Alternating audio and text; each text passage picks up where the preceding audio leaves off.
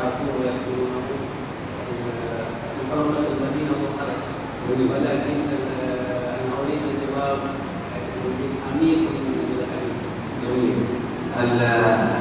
الإجابة التي ذكرها قريبة من الموضوع الذي نتحدث فيه. Jawaban dari yang bertanya dekat dengan pembahasan yang akan kita bahas. كلا السلطين الإمام الحسن والإمام الحسين مبدأهما ومنهجهما وموقفهما واحد. Imam Hasan dan Imam Husain sikap mereka satu. الإمام الحسن رضي الله تعالى عنه تنازع عن الحكم. Imam Hasan telah mengundurkan diri dari kekuasaan لأنه قرأ في النص النبوي أن الخلافة 30 عاما. karena beliau telah membaca hadis Nabi yang menyatakan bahwa khilafah itu hanya akan berlaku 30 tahun. فآخر يوم تنزل فيه كان آخر يوم في 30 عام. Sedangkan hari terakhir ketika beliau turun itulah hari penghabisan 30 tahun itu. وما بعده ملك عظيم. Setelah itu namanya kerajaan yang bengis. فهو لا يريد أن يكون حكمه ضمن إطار الملك العظيم. Dan Imam Hasan tidak ingin ikut serta dalam pemerintahan raja yang bengis. الحسين رضي الله تعالى عنه ضغطت عليه الشعوب والجماهير كما تسموها. Sedangkan Imam Husain radhiyallahu anhu beliau dipaksa keluar oleh orang-orang ketika itu. لأجل أن يقيم ثورة على الواقع ويريد الحكم كان صادق. Untuk ingin demo untuk melawan orang-orang ketika itu. فأرسلوا إليه البيعة. Maka mereka mengirim kepada Imam Hasan bai'ah, Imam Husain bai'ah, دون أن يطلبوها. tanpa Imam Husain memintanya. فأحرجوه بها. Maka Imam Husain dipaksa keluarkan ada bai'ah tadi. وسعى حكام الملك العظيم إلى متابعة الحسين في كل مكان داخل الحرمين. Sedangkan Mulkul Amr itu kerajaan yang bengis selalu mengincar-incar Imam Husain dimanapun dia berada. حتى تعب نفسه وتعب أتباعه. Hingga beliau lelah Imam Husain karena diincar-incar terus dan lelah juga keluarganya. وكانوا يهددونه بالقتل. Dan mereka ada bengis ini ingin membunuh Imam Husain. وعلم أنهم سيهجمون عليه في يوم من الأيام يقتلونه. Sedangkan Imam Husain tahu bahwa orang-orang ini akan membunuhnya pada suatu waktu. وخاصة بعد أن أشيع خبر البيعة. Apalagi telah kabar bahwa Imam Husain dibaiat telah menyebar. فعزم على الخروج من مكة أو من المدينة حتى يجنب نفسه القتال في الحرم. Maka beliau sengaja keluar dari Madinah atau Makkah dengan tujuan agar peperangan pembunuhan itu tidak terjadi di negara haram, Makkah atau وقد وقف أمامه كبار الصحابة ومنعوه عن الخروج. sedangkan banyak sahabat-sahabat besar yang melarang Imam Husain keluar dari Makkah dan Madinah. وقال له ابن عباس كدت أن أقبض بشعرك أو بتلابيب شعرك حتى لا تخرج. Kata beliau, kata Ibnu Abbas, aku ingin memeluk kamu, memegang kamu kuat-kuat agar kamu tidak keluar dari Madinah. لكنه كان ملتزم للنص. Akan tetapi Imam Husain yang tahu ada nas atau hadis datang dari Rasulullah sallallahu alaihi قال wasallam. سمعت رسول الله صلى الله عليه وسلم يقول Beliau menyatakan, aku telah mendengar Rasulullah sallallahu alaihi wasallam bersabda, يستحل الحرم بكبش أو برجل من أهل بيته. negara haram Makkah ini akan dihalalkan oleh seseorang, yaitu yang mana orang itu datang, yaitu orang yang adalah kalangan dari Ahlul Bait. فلا أريد أن أكون أنا. Dan kata beliau, aku tidak ingin orang itu saya. لأن أقتل بشبر خارج الحرم خير لي من أن أقتل بشبر داخله. Saya lebih baik meninggal atau dibunuh di luar haram walaupun hanya sejengkal, lebih baik daripada saya dibunuh di dalam haram walaupun hanya sejengkal. فخرج من الحرم تحت هذا النص مع أن الاستحلال الحرم قد جاء بعد ذلك في عهد ابن الزبير عندما استحل الحرم وطريقة الكعبة. Dan demi untuk menyelamatkan negara Makkah ini dari pertumpahan darah, maka beliau keluar. Akhirnya pertumpahan darah atau Masjid Haram dihalalkan di zamannya Abdullah bin Zubair. لأن نص تلك التحولات رمز ليس واضحا. Kenapa? Karena teks yang kita hafal itu seperti rumus atau kunci yang tidak memiliki isyarat yang pasti. ولهذا اعتقد الحسين أنه هو المعني بكلام النبي محمد. Maka Imam Husain takut jangan-jangan dialah orang yang dimaksud oleh sabda Rasulullah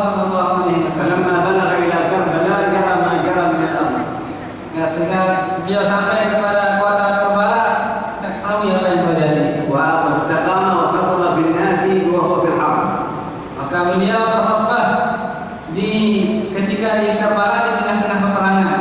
لأنهم كانوا لا يتجاوزون 72 فرد. Karena beliau hanya berjumlah 72 orang. والذي يحب ليثور على دولة لا يقوم ب 72 فرد. Sedangkan orang yang ingin pemerintahan tidak mungkin hanya membawa tentara cuma 72 orang saja. بل حتى يجب أن يكون هناك له أنصار ولكن في هذه المعركة لم نجد له أنصار. Bahkan kalau orang ingin melakukan kekuasaan harus banyak memiliki pembantu, sedangkan di sini beliau tidak memiliki pembantu. فلذلك قال لهم دعوني أنفذ إلى يزيد. Maka beliau mengatakan kepada orang-orang ketika itu biarkan aku sampai kepada Yazid, أو أرجع إلى مكة atau saya kembali ke Mekah, أو أخرج إلى أحد الأقطار الإسلامية فأعيش فيها. atau saya keluar kemanapun di negara-negara Islam, saya hidup di sana. فقالوا له ليس لك إلا واحد من اثنتين. Maka mereka mengatakan kamu tidak boleh memilih kecuali salah satu dari dua pilihan. إما أن تبايع وإما أن تقاتل. Entah kamu membayar Yazid atau kamu dibunuh. ما كان أمامه إلا أن يقاتل فقاتل هو وقتل وجميع أهله. Maka beliau memilih untuk perang sehingga beliau wafat itu syahid bersama semua ahli keluarganya. كانت مرحلة مفصلية في تاريخ الإسلام كله وفي فقه التحولات. Itulah marhalah zaman penentu bagi umat Islam dan terutama dalam fikih tahamulat. وبإمكانكم أن تقرؤونها في كتاب اسمه سلامة الدارين. Dan ini bisa kita kembali untuk mengetahuinya lebih luas dalam kitab namanya Salamatud Darain. في ترجمة الإمام الحسن والحسين. Dalam terjemah yaitu Manaqib dari Imam Hasan dan Imam Husain. هذه كتبت تحت دائرة علم فقه التحولات. Ini kitab ini ditulis atas pandangan pendapat fikih tahamulat. وهي تختلف عن التفسيرات التي ذكرها أهل التاريخ. Ini berbeda sekali dengan penyebutan atau sejarah yang disebutkan oleh ahli-ahli sejarah.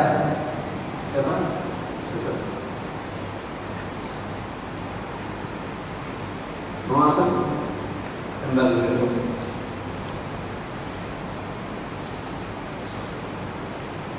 الدرس السادس عشر. Pelajaran ke-17. من خلال متابعة هذا العلم ودراسته تبين أن هناك أمر إضافي في فقه الدعوة. Yaitu pelajaran yang ke-16 dari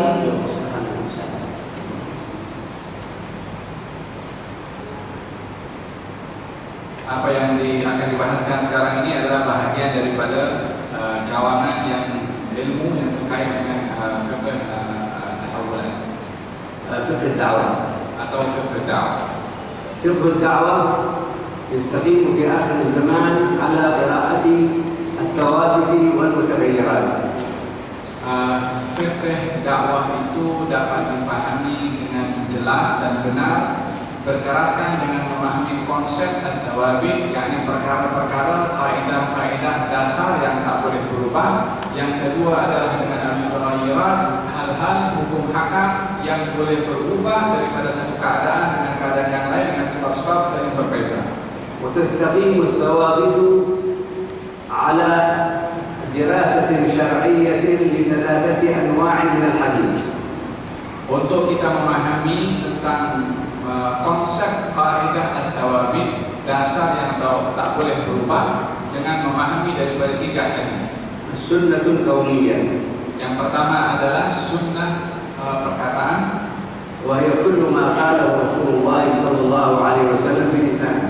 yaitu semua percakapan yang dilontarkan oleh Nabi SAW dari lisannya. والسنة الفعلية Yang kedua adalah sunnah perbuatan, وهو كل ما فعله رسول الله صلى الله عليه وسلم بذلك. yaitu semua perbuatan yang dilakukan oleh baginda Rasulullah SAW sendiri. والسنة التقريرية Yang ketiga adalah sunnah takrir yang dinamakan sunnah pengiktirafan daripada Rasulullah. وهو كل ما فعله بعض الصحابة فأقره الرسول وصار سنة من السنن.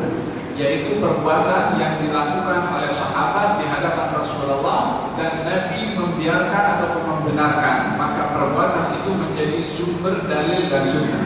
مثل ما فعل أحد الصحابة جاء والنبي صلى الله عليه وسلم يصلي فكان يحب أن يدرك الركعة فأدركها ثم رفع رأسه.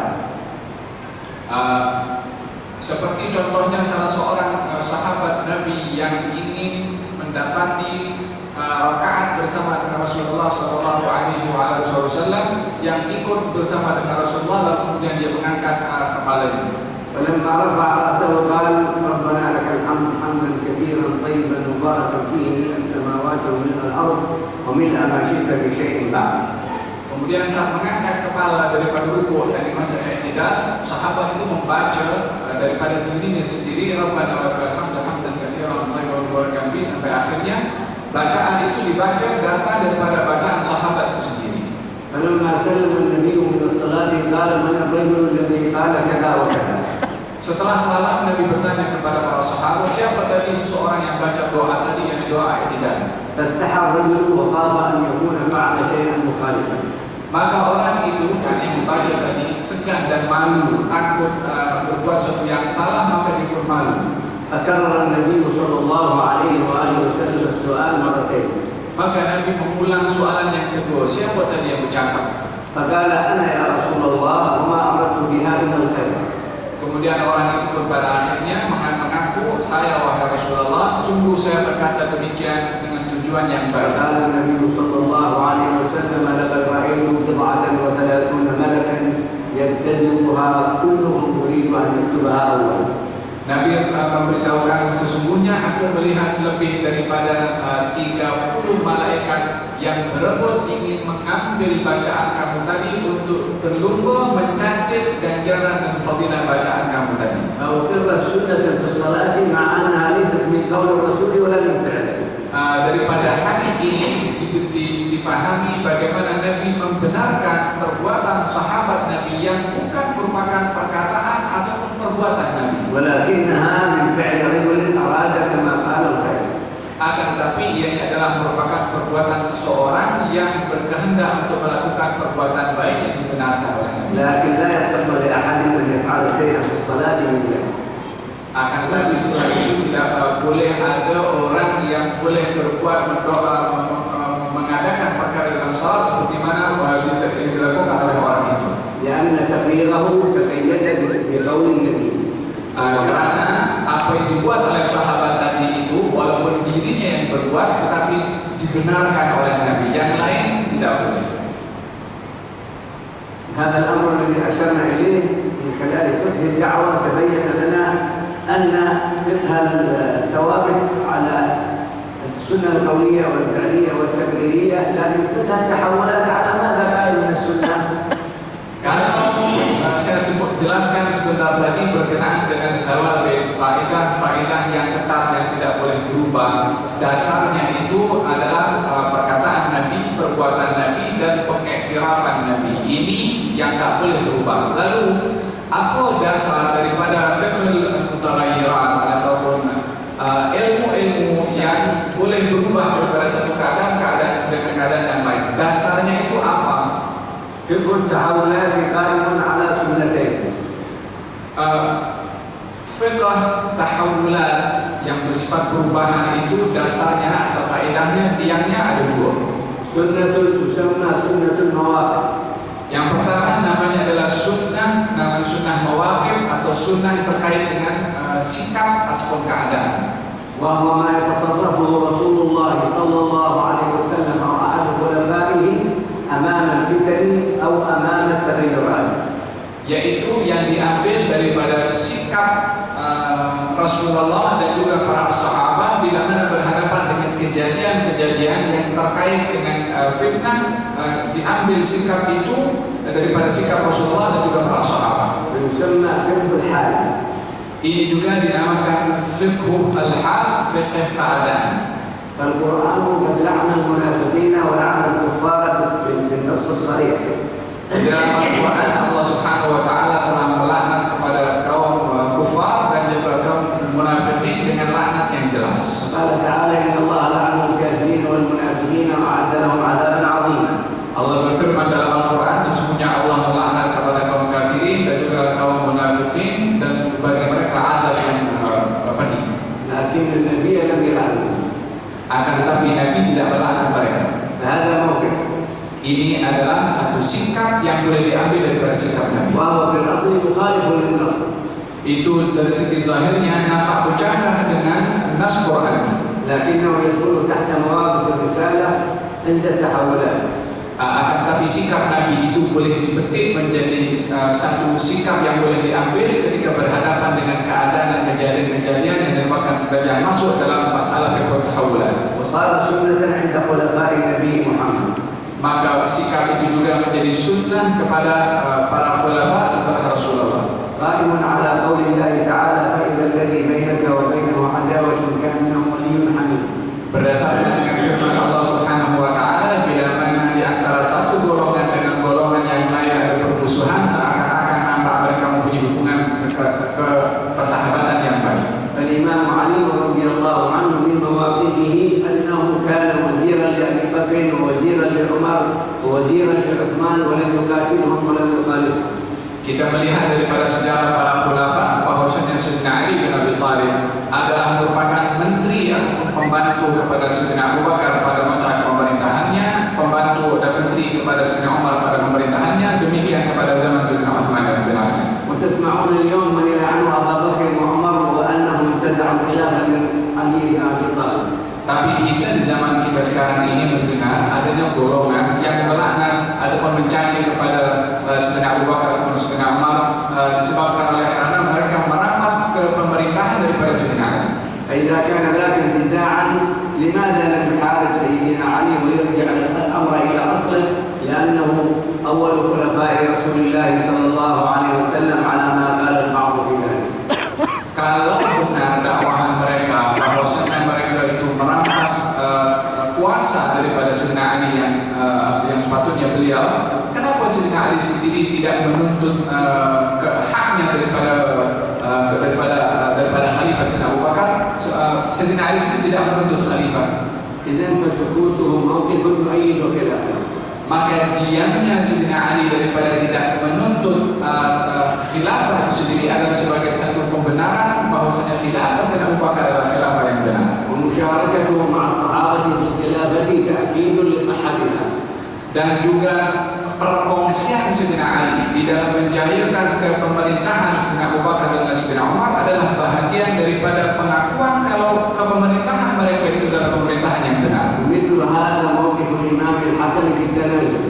Demikian juga yang kita perlu ambil iktibar daripada sikap Imam Hasan ketika turun daripada pemerintahan. فهو موقف مربوط بالتحولات والتغيرات. Sikap beliau Imam Hasan terkait dengan satu sikap satu sikap yang dan kejadian yang terjadi saat itu, kenyataannya itu menentukan sikap. الإمام الحسن قد بايعه أكثر ممن بايع والده. Imam Hasan telah mendapatkan baiat daripada ramai rakyatnya, lebih ramai daripada baiat yang didapat oleh ayahnya. ولكنه اتخذ موقفا فتنازل عنه. Akan tetapi Imam Hasan mengambil satu sikap untuk turun daripada kepimpinan. وقام وقال في خطبته كلاما مهما في سنة المواقف. Beliau ketika sebelum turun menyampaikan khutbahnya, yang khutbah itu amat penting untuk diambil iktibar untuk menentukan sikap kita ketika berhadapan dengan kejadian-kejadian fitnah. فقال إن الله هداكم بأولنا ويقصد به النبي محمد. Dalam khutbahnya beliau menyampaikan bahwasanya Allah Subhanahu wa taala telah memberikan hidayah kepada kamu dengan dua orang yang sebelum kami, yaitu maksudkan Rasulullah. وحقن دماءكم بآخرنا ويقصد به نفسه. Kemudian menyambung khutbahnya mengatakan dan Allah Subhanahu wa taala telah menyelamatkan kamu daripada pertumpahan darah dengan yang terakhir setelah Rasulullah, yang dimaksudkan adalah dirinya. وإن فلانا نازعني أمرا أنا أحق به منه. Kemudian menyambung bahwasanya si fulan itu telah ingin mengambil kepemerintahan daripada aku yang aku adalah lebih hak atas pemerintahan itu. فتركته حقنا لدمائكم وطلبا لما عند الله. Maka saya tinggalkan kepemerintahan dan kepimpinan itu dengan sebab untuk menjaga daripada berlaku pertumpahan darah dan juga dengan sebab untuk meraih ridha dari Allah. هذه هي سنة المواقف التي وقفها رسول الله والخلفاء الصالحون. Ini yang salah satu contoh yang terkait dengan sunnah mawaqif Rasulullah dan khalifah-khalifah setelah beliau. ومثلها موقف الإمام الحسين عندما خرج من الحرم تكهيبا للدم. Demikian juga sikap yang dilihat daripada Imam Hussein yang keluar daripada tanah haram, tujuannya adalah untuk menjaga kesucian tanah haram daripada dibasahi atau ditumpahi darah. فأقام الحجة على القاتلين وعلى الخاذلين. Maka hujjah yang akan dipersoal nanti oleh Allah Subhanahu wa taala adalah kepada mereka yang membunuh. فالبغاة قتلوه والمحبين خذلوه. Golongan buah yang benci dan tak suka kepada Imam Hussein membunuh, adapun orang-orang yang mendakwa cinta menyokong awalnya kepada Imam Hussein, mereka berkhianat. فتكون من هذا موقفا جديدا على يد الإمام علي زين العابدين. Daripada apa yang berlaku ini lahir satu sikap yang baru yang ditampilkan dan ditonjolkan oleh Imam Ali Zainal Abidin. فقد ترك الأخذ بالثاري وترك المطالبة بالحكم. Sikapnya adalah tidak menuntut balas kepada yang membunuh dan juga tidak menuntut untuk dikembalikan ke pemerintahan kepada dirinya. وتصدر في مسجد المدينة لنشر العلم والإرث النبوي. Akan tapi sikapnya adalah beliau berada di hadapan saf yang paling hadapan di masjid Nabi untuk menyampaikan ilmu dan menyebarkan ilmu. فكان لهذا موقفا يسمى موقف أهل النمط الأوسط. Sikap ini adalah dinamakan sikap yang baru yang ditampilkan oleh beliau, dinamakan namanya Namatul Awsat, sikap kesederhanaan. ومن موقف الإمام الحسن موقف الحسين موقف علي زين العابدين ظهر منهج أهل السنة والجماعة. Gabungan daripada sikap Imam Hasan dan juga Imam Hussein dan juga Imam Ali Zainal Abidin lahir satu konsep yang besar, yaitu konsep Ahli Sunnah wal Jamaah. ومن يحب أن يتعرف على أكثر من ذلك فليقرأ كتاب النمط الأوسط. Barang siapa yang ingin mengetahui lebih detail tentang uraian apa yang dijelaskan tadi, adalah rujuk kepada kitab yang bertajuk An-Namat Al-Awsat. وهو موجود في المواقع الإلكترونية وربما أفيد في بعض المكتبات هنا أو في غيرها. Yang ingin mengetahui lebih lanjut boleh mendapatkan di website ataupun mungkin di tempat-tempat sini ada. هذا ما يتعلق بسنة المواقف. ثم بقيت معنا سنة الدلالة ونختم بها المجلس. Yang tadi saya jelaskan adalah terkait dengan satu istilah dengan sunnatul mawaqif. Hari ini atau sekarang sebagai penghujung akan saya bahaskan dan akhiri dengan sunnatul dilalah. سنة الدلالة ضابط شرعي في فقه الدعوة إلى الله يحدد فعل الشيء أو تركه. Sunnatul dilalah adalah terkait dengan pembahasan yang berkaitan dengan dakwah dalam agama yang berasaskan dengan dalil yang benar. من خلال قراءة نص قرآني أو قراءة نص نبوي. Yaitu berdasarkan dengan membaca kitab atau nas Al-Quran ataupun daripada nas hadis. فقد نسمع من يقول هذا لم يكن على عهد رسول الله ولم يكن على عهد أصحابه ولم يكن على عهد التابعين فهو بدعة.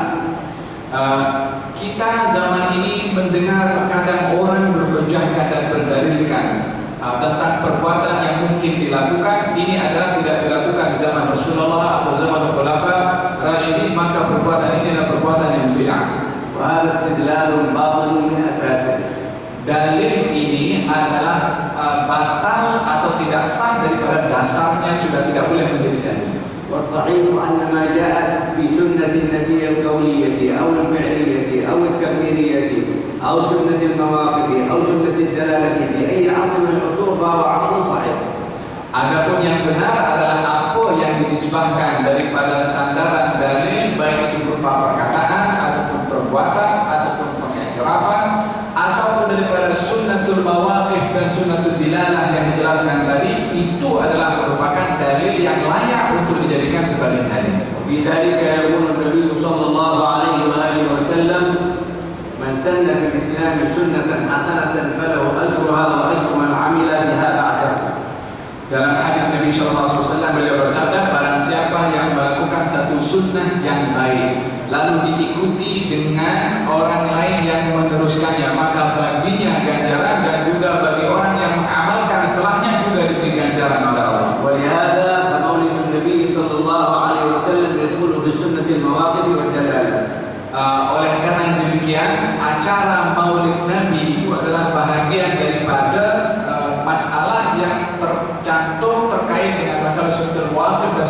dilalah. وإحياء مناسبة الهجرة النبوية والإسراء والمعراج احتفالا بها بسنة المواظب والدلالة. Demikian juga meraihkan acara-acara peristiwa Isra Mi'raj dan juga peristiwa-peristiwa hijrah dan seterusnya adalah bahagian daripada masalah-masalah yang terkait dengan sunnatul mawaqif dan sunnatul dilalah. ووظيفتها الشرعية ربط الشعوب الغافلة بتاريخها الإيماني الكبير.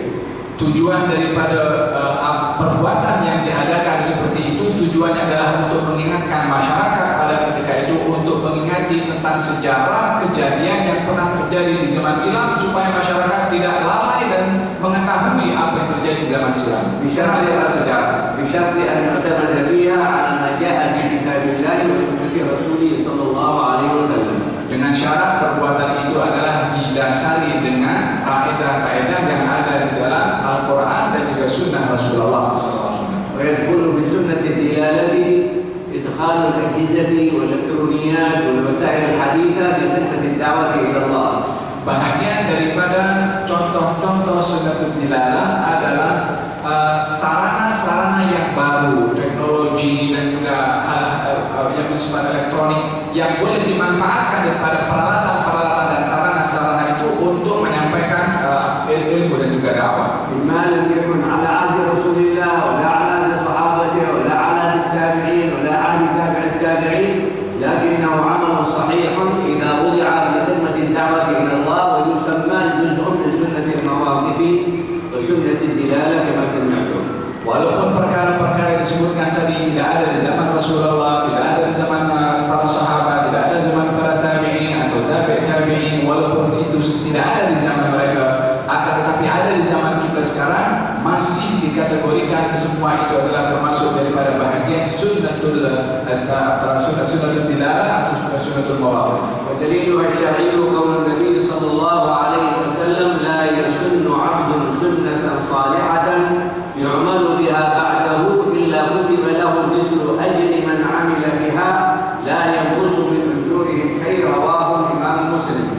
Dalam hadis yang diriwayatkan oleh Imam Muslim, maksud daripada hadis itu barang siapa yang melakukan satu sunnah salihah, sunnah yang baik, lalu diikuti oleh generasi setelahnya diteruskan, maka baginya ganjaran dan juga ganjaran orang yang mengamalkan perbuatan sunnah yang diadakan yang baru. ومن سنة الدلالة الرؤيا الصالحة. Di antara contoh sunnah